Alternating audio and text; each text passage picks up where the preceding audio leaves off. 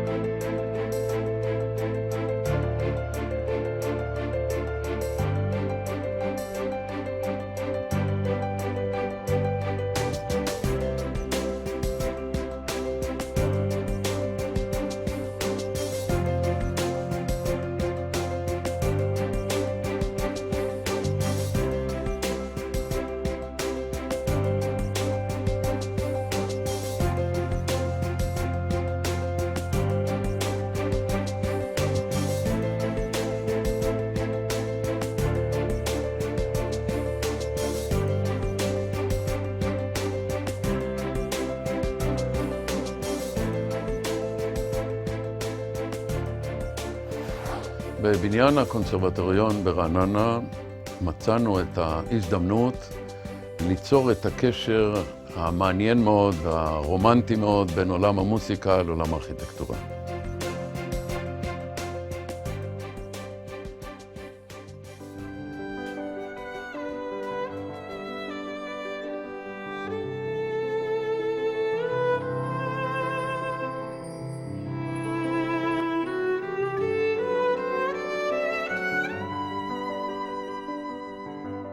יצרנו גם איזשהו רמז בצורת כלי מיתר, שבו הכלי הזה שקוע בחלקו בקרקע ותיבת התעודה שבו היא האודיטוריום, והחלק המיתרי שבו אלה הם קירות המסך והכבלים שמחזקים ועוברים לאורכם ומזהים כמעט במרומז גס את השייכות של המבנה הזה למשפחת הכלים המוסיקליים.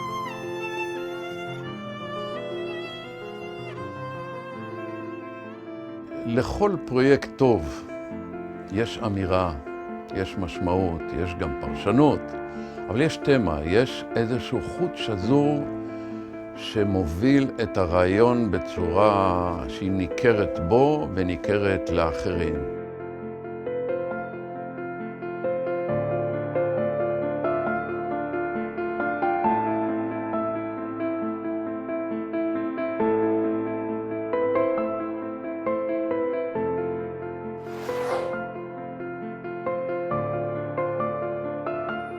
בתכנון האדריכלי של מוזיאון יעקב אגם השתמשנו בשפה האדריכלית של הממד הרביעי, התנועה בממד הזמן, והשימוש בשפה הזאת העמיד את חלקיו של המבנה באופנים שהם מוטים אחד לשני ושהגגות הם מרחפים. באחד החללים קבענו תיאטרון רב בימות שבהם השחקנים נמצאים בהיקף על גבי רמפות מסביב הצופים.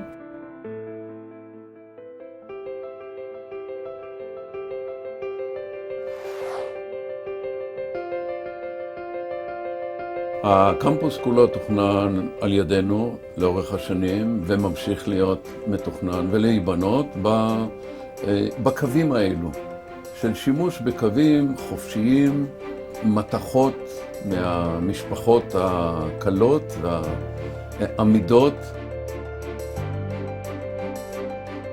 כדי שהרעיונות שלי יתממשו, אני זקוק לצוות מצוין של אדריכלים כפי שמצויים סביבי, והרעיונות האלו מתבשלים ומתפתחים תוך כדי שיתוף פעולה מלא.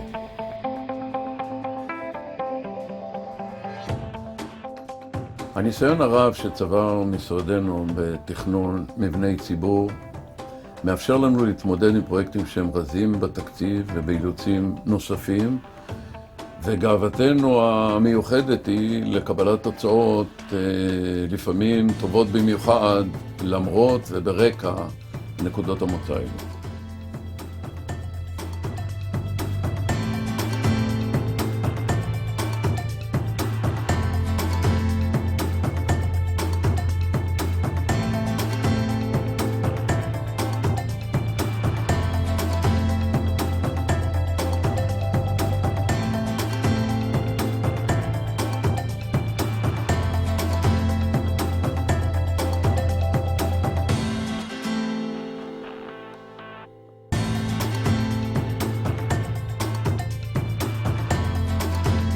אני לא יודע מה תהיה צורת הפרויקט הבא. אני רק יודע, ואני בטוח, שהפרויקט יביא בעקבותיו לתחושות חדשות, לתופעות חדשות ולמסר חדש.